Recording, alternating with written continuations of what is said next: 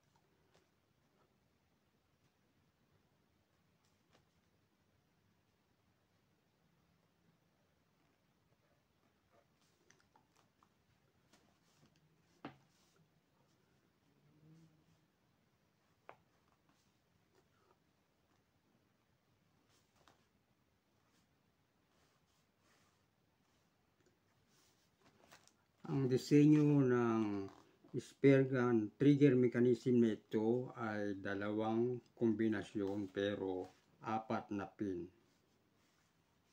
Ang isang pin ay nakatuhog sa pinaka body ng spear gun. Ang tatlong pin na extra ay humahawak sa trigger mismo at nagkukonekta sa pin na pumipigil sa fishing rod, sa spear gun rod.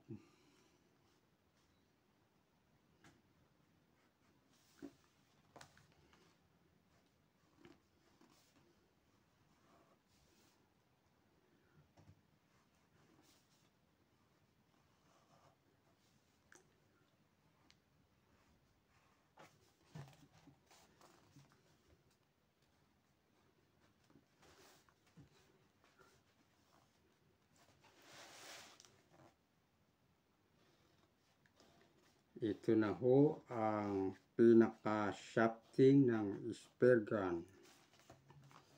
Itong mahabang ito na may uka dito. Ayan.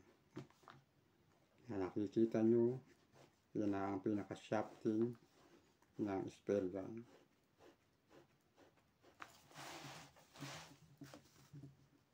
At itong isang link na ito na nakatuhog mismo sa pinaka body ng spear gun, gamit itong pin na ito ang pumipigil sa spear gun shafting. At itong link na ito ay konektado naman dito mismo sa trigger na ito, na kung saan ito yung kinakalabit ng mamamana. Kung tayo po ang mamamana, ito po ang kakalabitin natin para bumaba itong link na ito. Maglagay po tayo dito ng spring. Ang gagamitin ko pong spring dito ay yung compressive spring. Hindi dahil sa yun ang gusto ko, kundi mayroon din siyang purpose kung bakit compressive spring ang aking gagamitin din. Yan po.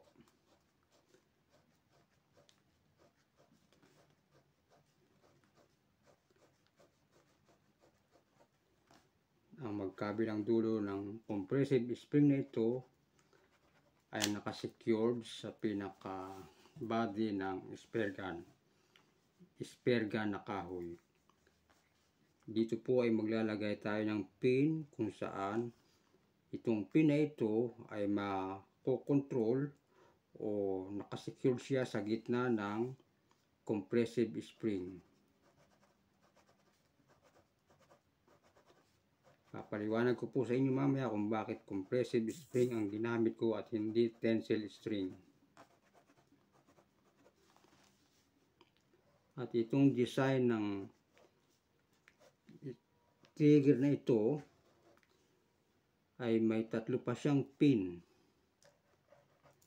Itong pin na nasa ibabaw, ito ngayon yung nag-hold sa shafting para hindi siya umangat, kasi ito po ay nakasayad sa ibabaw ng shafting. At itong pin na ito na nasa ilalim ay nakasayad din po sa shafting. At saka itong isang pin na nagkukonekta sa mechanism na ito na humahawak sa shafting ay nakasaya din lahat sila sa ilalim ng shafting o pana. Bakit po natin sila kailangang isayad din? Ang perspective po niyan, itong mechanism na ito ay magkabila at nakagitna po ang shafting sa kabila nitong trigger na ito. Para yung shafting po ay nasa gitna nito, nahuhold po siya sa ibabaw ng pin at ng 2 pang pin na nakasayad sa shafting. Pag kinalabit po natin itong gatilyo, ang tendency po niyan, ang magiging action po niyan, tataas itong pin na ito, lalayo siya sa shafting, bababa itong pin na ito, lalayo din siya sa shafting, kasabay bababa din itong mechanism na ito dahil hihigitin siya ng trigger sa pamamagitan ng connecting na pin. Marirelease itong shafting. Ang mangyayari po niyan sa drawing, sa pangalawang drawing, pag kinalabit na po natin, ay ganito na ang magiging itsura. Kung ito na yung shafting na na-release, siya ay invisible na o imaginary na. Ang posisyon na po ng ating trigger mechanism, makikita nyo sa pangalawang drawing, ay ganito na. Ito yung pin na nakatuhog sa pinakakahoy na spare gun. Ang mangyayari po niyan, ganito na.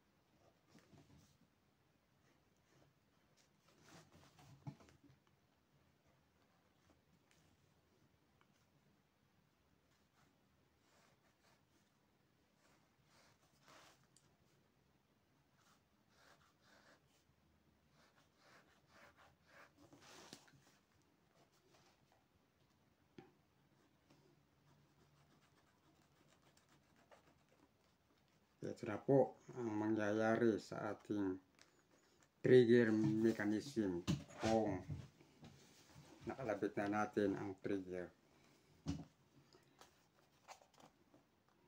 Itong pin na ito na saya din yung shafting ay hindi siya nabago.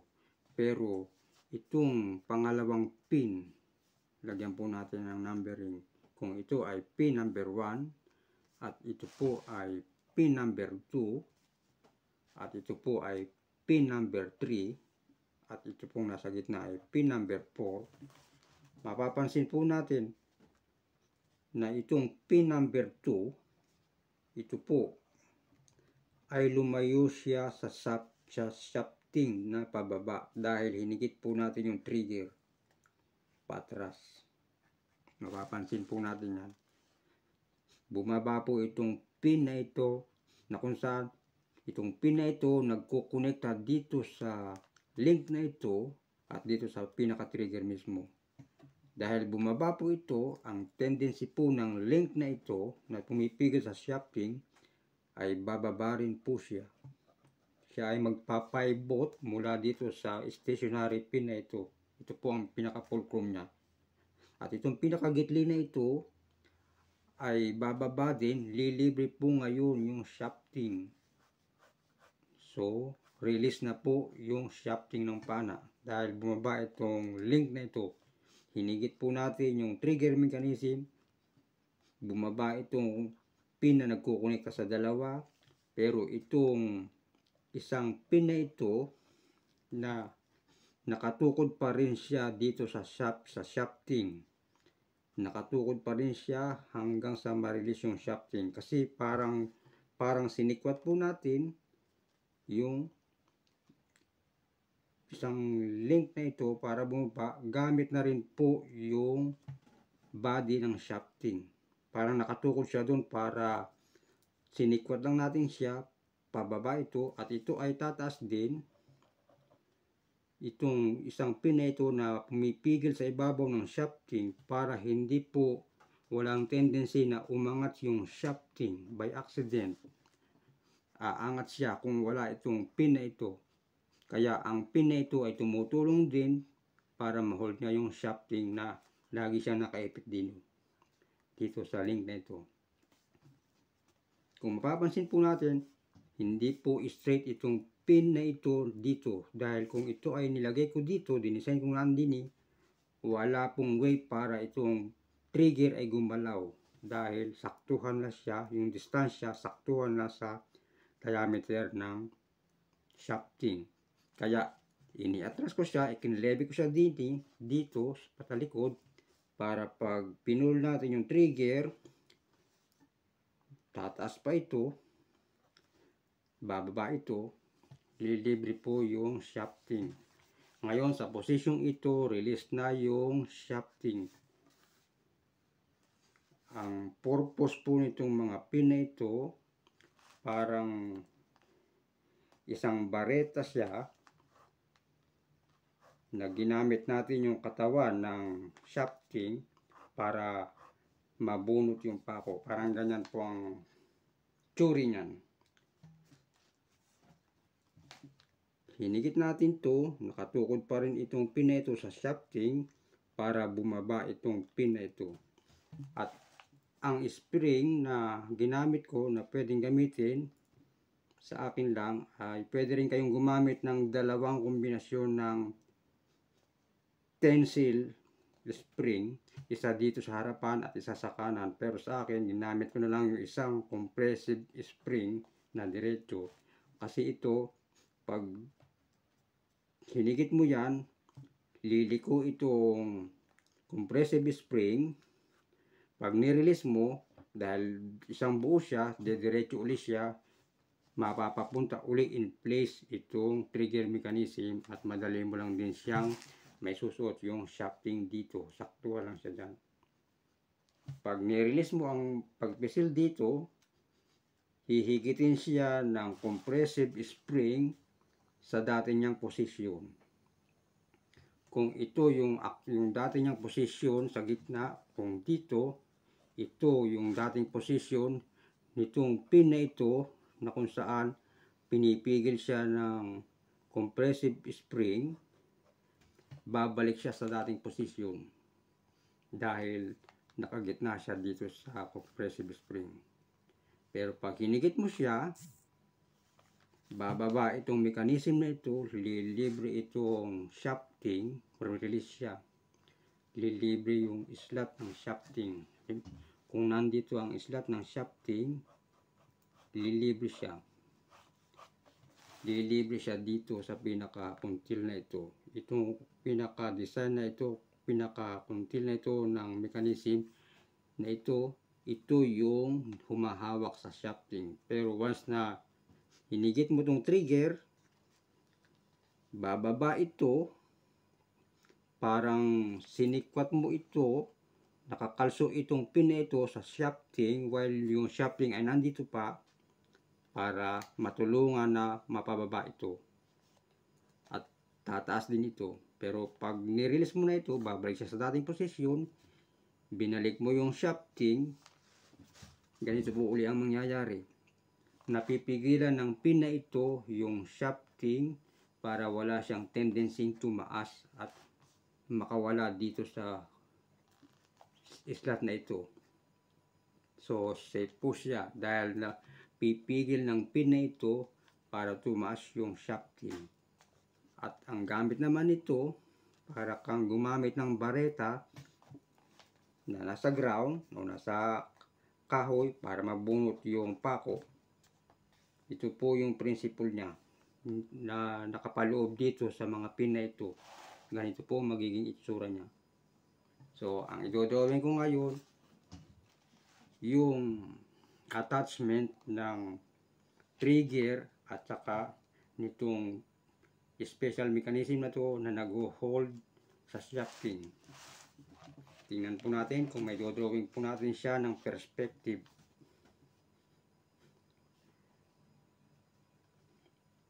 Subukan po natin kung kaya po natin siyang i-drawing ng perspective.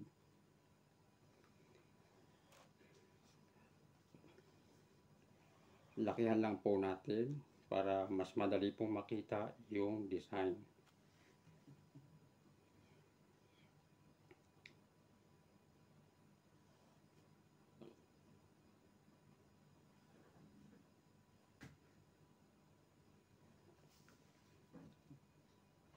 Ito na po. Sinusubukan po natin i-drawing sa perspective.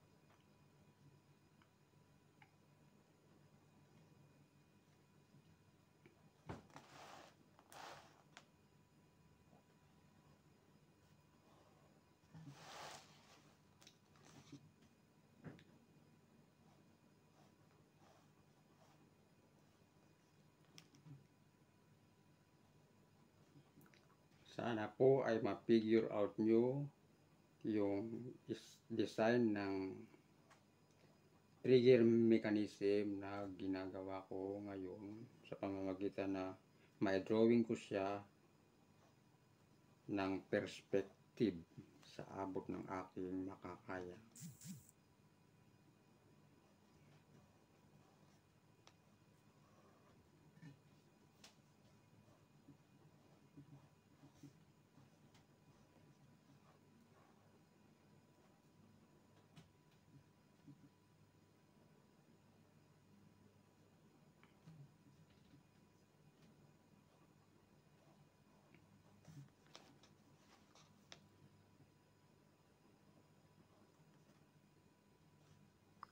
Maraming salamat po sa lahat po ng nanood sa videong ito.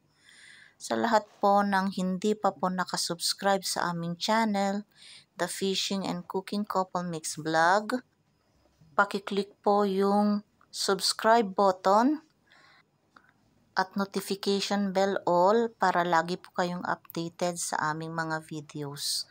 So paki-like din po, mag-comment at i-share na rin po para lalong dumami po ang ating subscribers at mapanood po tayo ng ibang mga baguhang YouTubers. Magandang gabi po sa ating lahat.